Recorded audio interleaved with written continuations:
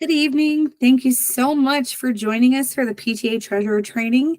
This is a re-recording from what we presented in the fall leadership training. So there will not be any live questions. However, we will get you guys through these slides and make sure you have everything you need to properly be the most amazing PTA treasurer your PTA has seen. All right. So, of course, thanks for joining us. Being the PTA treasurer is probably the most important role that you can have in the PTA. You have so many duties, but it's such a worthwhile position. So I'm glad that you guys are taking this training. I'm glad you've signed up for the role of the PTA treasurer. And we're going to talk today about roles, responsibilities, being accountable, and being transparent. So again, this comes with a lot of duties, so we've got a lot to cover, but we'll try to get through things in a good time. So first, we're going to talk about roles and responsibilities, then the first 30 days, financial audit, annual budget, disbursements, collecting money, tax, insurance, etc., and fundraising. So the roles and responsibilities, what are the tasks of the treasurer? So you've got a list of duties that you'll need to do as a treasurer. First, you're going to maintain accurate, detailed financial records.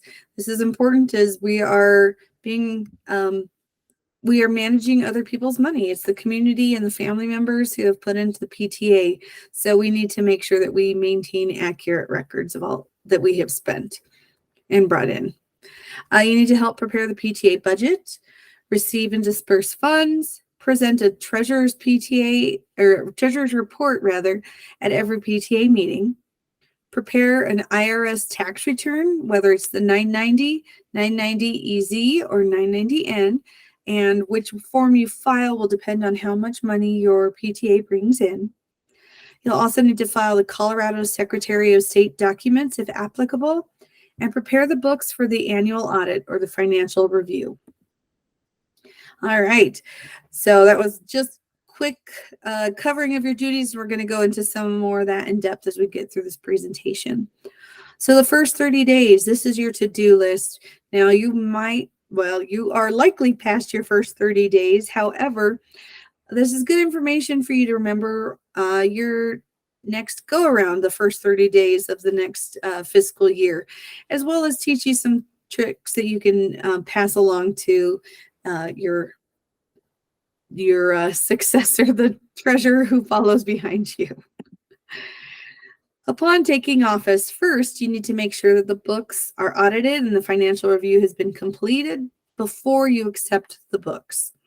You want to file signature cards with the bank or whatever process your bank uses to make sure that you are added onto the account. You want to study the duties and any references to finances and budget in your PTA bylaws. Check on bonding and liability insurance, and check the files to see if all records you need are there. When you check the files for the records, make sure everything is there, you're going to want to make sure that anything that is missing, you ask for immediately. Below is a list of items that should be in the treasurer's files. Might vary a little bit, but generally you're going to have a checkbook, check requests or the vouchers, commercial deposit slips, endorsement stamp, receipt book, bank statements, account ledger, audit or the financial review report, adopted budget, bylaws, minutes of meetings, membership roster, tax records, and prior year's recordings. So again, once you become the PTA treasurer, you want to become familiar with your bylaws. Every bylaw package varies a little bit different from PTA to PTA. So you want to make sure you are familiar with your specific PTA set of bylaws. And then again, file a signature card with your bank. Some of the banks do different, they have different methods for you to become a signer on your account, as well as the other new officers. But typically, this is what you're going to need to present at the bank. Minutes from a meeting stating the names of the signers that will be removed and added. Your minutes may not show who is to be removed. It would be good to make sure that the secretary documents that in those minutes, however. and then a copy of your driver's license. Again, it will vary bank to bank. Just make sure you know what your bank is going to require. All right, the financial audit, being accountable with the funds. I can't stress that enough. Accountability and transparency are the two biggest words that we need to focus on. So again, the audit is accountability. The purpose of the financial review is twofold. It is to certify the accuracy of the books and the records, and it is to ensure that assure the membership that the association's resources and funds are being managed responsibly. All right, PTA procedures and documents for the audit. So if you are needing documents, you can go to the Jeffco PTA website listed on this slide and check out the Running Your PTA. We'll give you some sample or some documents that you can use for your audit. Sorry, this is a little weird presenting without an audience, so thank you for being patient as I stumble through this a little bit. Financial records should be reviewed at least once a year. Obviously, that's at the end of the fiscal year that you need to make sure you're doing that one at the bare minimum. But you may also want to do it anytime there's a change in financial officers or any other time deemed necessary. For your review, you're going to need the following documents: the prior year's completed financial review report, the current year financial review report, which you will be filling in and your committee will be filling in, checkbook and canceled checks, bank statements and deposits, receipts, account ledger, last treasurer's report, expense vouchers and receipts, and any other information requested by the financial review committee. Now, who is your financial review committee? That's going to depend on what's written into your bylaws, but typically it is 2 to 3 PTA members who are not current signers on the bank account. The incoming treasurer can be an audit committee member unless they were a signer on the account during the year being reviewed. You may also hire an accountant with nonprofit expertise. This is primarily for PTAs that receive enough in donations or over $100,000 to require an IRS Form 990, not the 990N or 990EZ. All right, filing the financial audit. So once the audit is completed, there are, again, more tasks that you need to follow through with. So it is due typically 30 days after the end of the fiscal year. Again, check your bylaws for any specifics to your PTA. Again, you can download a copy from the Jeffco PTA website. And once you're done, make sure that you have 4 copies of the final report. One of those, and this is very important, needs to be sent to the Colorado PTA. So you'll want to file the audit report with them. You'll also want to save a copy for yourself, a copy for the secretary, and then a copy for the president. All right, so your annual budget, preparing and updating that budget. So the budget is a statement of the projected revenues and expenses. The PTA cannot spend money until the budget is approved by members. I can't stress that enough. This is a requirement. The budget can be amended as your year progresses. Provisional budgets should be prepared and voted on in the spring for anticipated financial needs in the fall. Now, sometimes we're aware that some PTAs don't meet until school has started several weeks into the school year. However, funds need to be spent at the beginning of the year. So this is the importance of preparing and voting on some of that in the spring. So just be aware of what expenses and the planned times you plan to expend funds, and consider checking that out in the spring if your PTA will need that. Drafting the budget. So form a budget committee of typically 3 to 5 members. They will want to review the prior year's actual versus budgeted receipts and disbursements. So first, you want to determine how much money your unit will need to cover anticipated expenses for this upcoming year, for the current year. And then secondly, you need to determine how you're going to pay for those expenses. I think a lot of people focus on the fundraising part, which we'll cover later. However, before you set any fundraising goals, you need to know exactly what it is you're going to need for funds. And that's why you want to first determine what is needed to cover anticipated expenses. So you want to draft a preliminary budget worksheet based on the budget committee's projections. The projected income should equal projected expenses plus revenues. You need to allocate sufficient funds for members to attend training at PTA conventions and conferences. If you're joining us for the recordings, or if you joined us for the Zoom calls, maybe that line item doesn't need to be so big. And then consider including an emergency reserve fund in your budget for unplanned expenses, next year's startup costs, etc. A sample budget worksheet can be seen here. So as you can see, they went over, there's a column for the previous year's budgeted amount, the previous year's actual amount, and then those two were used to work on the proposed budget for the following year. Adopting and amending. So preliminary draft should be presented to the PTA board for consideration and the PTA membership for approval.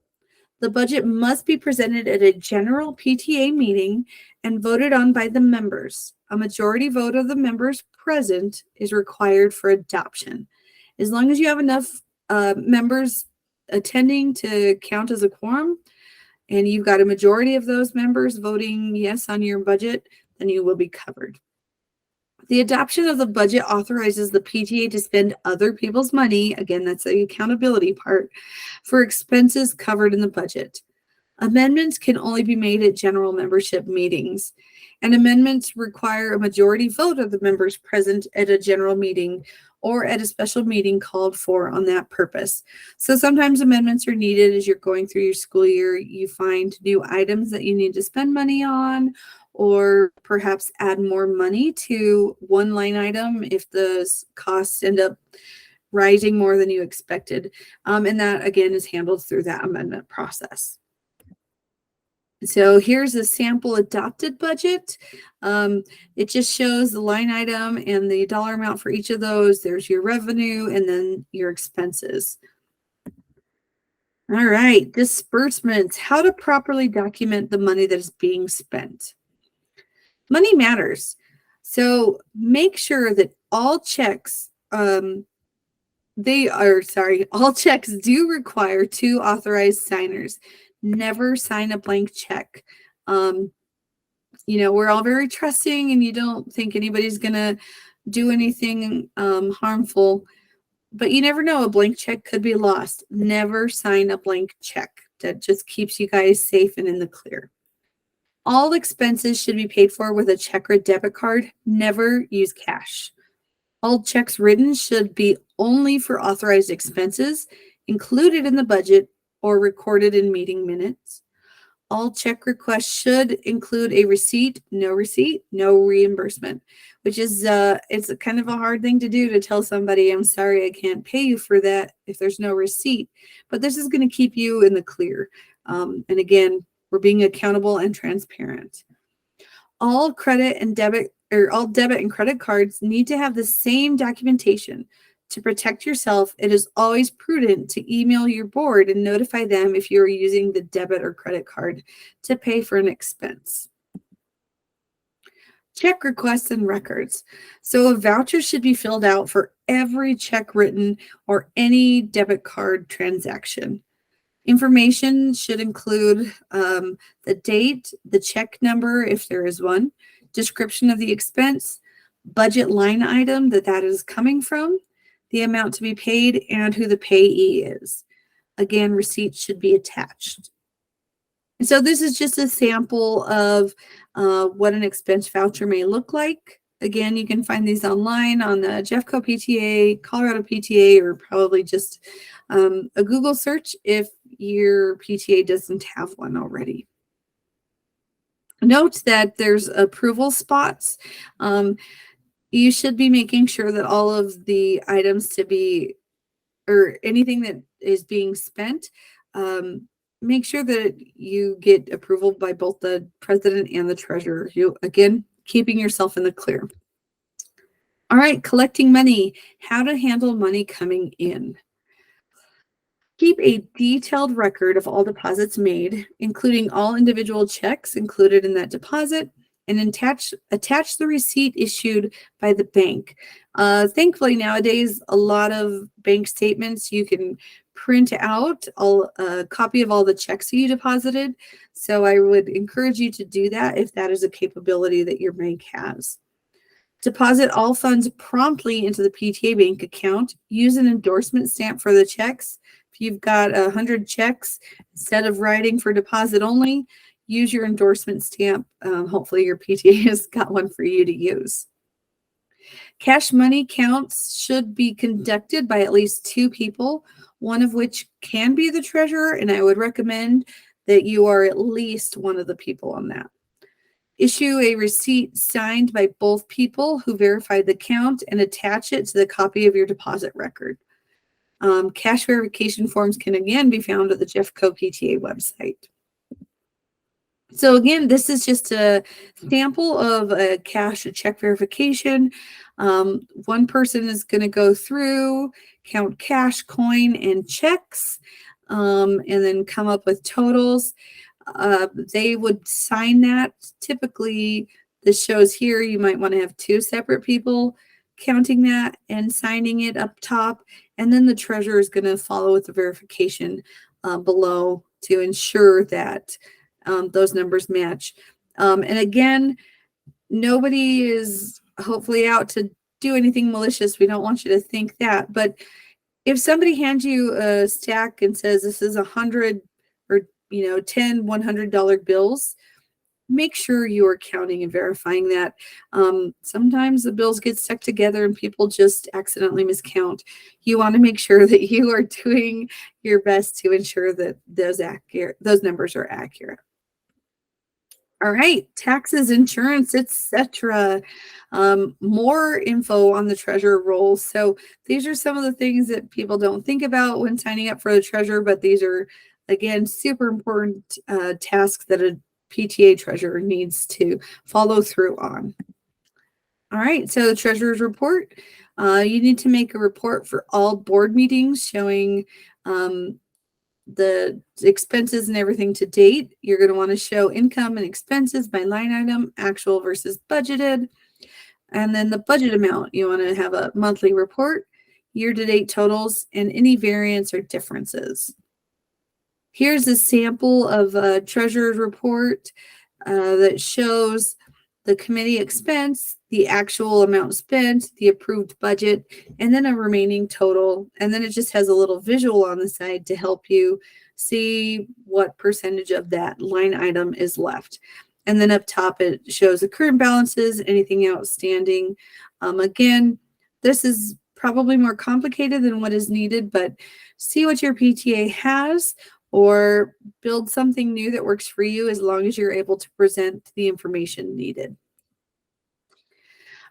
Keeping your PTA in good standing. You want to make sure that the current officers list is filed by June 1st. You want to file your membership reports and dues by October 1st and February 1st. Make sure you pay your liability insurance premiums on time. Generally, that is due AIM insurance, which is, I believe, what most of the PTAs have. That is generally due November 1st. You want to send a copy of your financial review committee report to the PTA, Colorado PTA, via compliance in MemberHub, and that's actually not MemberHub anymore, it's GivePaks. You can also submit it via email to the Colorado PTA. I think it's office at Colorado PTA, but doing it online is about the easiest way. You want to send a copy of Form 990, 990EZ, or proof that you filed 990N, or what we call a postcard, to the Colorado PTA. So take screenshots as you're filing those that you can send to the Colorado PTA. And then proof that you've registered with the Secretary of State, if applicable, that also needs to be sent to the Colorado PTA. Again, anything you need to email to them would be office@copta.org, shown here below. Recording membership dues. So state and national dues should be recorded as accounts payable in your financial records and subtracted from your ending bank balance on financial reports. For every membership, regardless of what your PTA collects per member, you owe $6.25 to the Colorado PTA. $3 is kept by the Colorado PTA. $2.25 goes to the National PTA, and $1 comes back to the Jeffco PTA Council. Those fees, the $6.25 per member, is payable in October and February along with your membership list. Insurance and bonding. Again, general liability insurance protects local PTA units against liability lawsuits arising from injuries and property damage. We all like to have those fun community events. It's important that we're insured and covered. And it also has we have bond insurance against losses due to embezzlement. Hopefully this will never happen to anybody, but you do need to be covered in case it happens. And then review the insurance policy and educate your unit regarding what PTA-sponsored events are covered and what events are excluded. Any questions, always reach out to your AIM insurance company. Reach out to them, discuss the events you're having. It could be that maybe you just need to have a rider added, but definitely check with them. Make sure you are covered and protected. All right, tax returns. If your receipts are greater or less than, if your receipts are less than $50,000, you'll file Form 990N, or we call it an e-postcard, electronically by the 15th day of the 5th month after the year end, your fiscal year end, which is typically July 1st. There are no extensions with this form. You're going to see below, almost all of these are the 15th day of the 5th month after the year end is when those need to be completed. Receipts greater than 50,000 but less than 200,000, you're going to need to complete a 990 EZ, including schedules AG and or O, again by the 15th day of the 5th month after the year end. Anything over $200,000, you're going to do a regular Form 990 and all applicable schedules. If you need a time extension, you can complete Form 88068 and mail that before the due date deadline for an automatic 6 months extension. If your return is late, you may be charged a $20 penalty. And if your unrelated business income is greater than $1,000, you'll need to file a Form 990T with your return. And this is all on the IRS website. There's lots of information on there that you'll have to sort through. Again, if any questions, please just shoot me an email and I will do my best to help you sort through those. One thing to know is that PTAs, we are 501c3 tax exempt. We all have that status. All local PTA units are considered subordinate units under the Colorado PTA 501c3 status. So all units, however, have their own EIN for receipts on donations and for filing your taxes. The tax exempt number is used to purchase items and be exempt from Colorado state taxes. All units use the exact same tax exempt number. And if you need a copy of that, copy of the IRS determination letter, contact the Colorado PTA and they will provide a copy for you. So if you gross greater than $25,000, you will need to file the Colorado Charitable, or you'll need to file under the Colorado Charitable Solicitations Act. You must file, first you must get a Colorado Business Registration ID number, and then you'll register with the Colorado Secretary of State's office as a fundraising 501c3 organization. The registration deadline for the Colorado Charitable Solicitation Act is the same as the Form 990 filing deadlines. And for instructions on how to file, go to the Secretary of State website shown here, select Licensing Center from the menu bar. And then under the frequently asked questions, there's instructions on how to register. All right. And this is the big one again. I think everybody thinks PTA equals fundraising. While that is not our sole purpose, and as you've seen from the slides, that's just a part of it. Again, it is a big part of what we do. So let's cover the do's and don'ts. Primary emphasis of the PTA, again, should be the promotion of the PTA mission. Fundraising is useful to achieve your goal, but it is not the primary PTA function. Remember the 3-to-1 rule. For every fundraiser, make sure you plan 3 non-fundraising activities that focus on community, outreach, enrichment, or advocacy.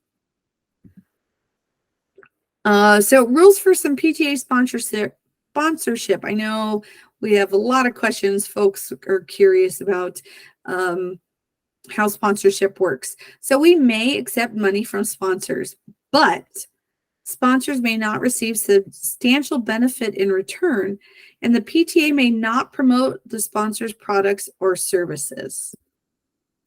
Now, that kind of sounds weird with what we're going to talk through, but here, let's go into the do's and don'ts a little bit more in depth. So PTAs can acknowledge sponsors. You can do this verbally on the podium if you're giving a presentation. This can be done in signage or banners, in print or web coverage of the event, or in membership newsletters or publications. Sponsors can also distribute small items with their logos and display products at a sponsored event. Now, here's the don'ts. PTAs cannot use qualitative or comparative language about the sponsor's products or services. We can't say, this is the best window cleaning service in Lakewood or in Denver. Can't do that. We can't publish price information. We can't offer inducements to use, sell, or purchase sponsors' products or services. Can't do anything to entice folks to do that. And we can't advertise on the sponsor's behalf. Acknowledging them on banners does not count as advertising on their behalf. Sponsors cannot make support contingent on attendance at event, broadcast ratings, or degree of public exposure. They're supporting us, they're sponsoring us with no strings attached. Documenting contributions. If you receive less than $75 or less than $250, actually, you'll just want to keep the canceled checks.